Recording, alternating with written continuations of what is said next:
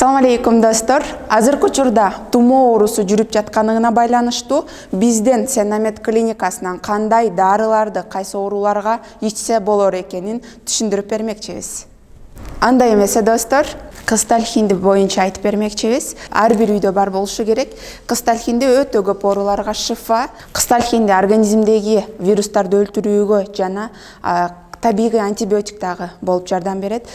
Башка антибиотиктерге караганда айырмасы башка органдарга зыянын келтирбейт, побочный эффектиси жок. Азыркы учурда тумоо оорусу болуп жатпайбы? Ошо тумоо оорусуна каршы кантип ичүү керек экенин биз сиздерге айтып беребиз. Кысталхинди тумоо оорусуна алдын алуу үчүн 2 капсуладан ичесиздер. 2 капсуланы 3 маал ичип коесуздар алдын алуу үчүн. Же болбосо үйдө кысталхиндинин капсуласы жок дей турган болсоңуздар, порошогун алып туруп, порошогун эле чай кашык менен эле, чай кашыкты аласыздар да, жарым чай кашык алып эле 100 миллиграмм жылуу сууга эле аралаштырып ичип коесуздар. Муну да 3 маал ичесиздер.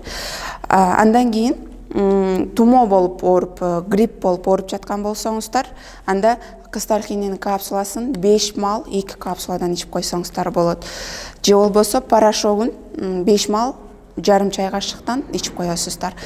Үйдө менде капсуласы эле порошогу жок, кантип сууга чылап ичем десеңиздер, анда 5 кысталхинин капсуласын аласыздар, 5 түк алып аласыздар дагы.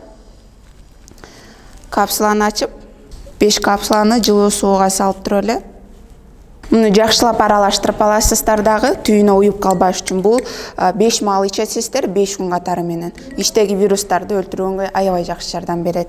Үйдөгү абаларды тазалап коем десеңиздер, кысталхинини түтөтсөңүздөр болот.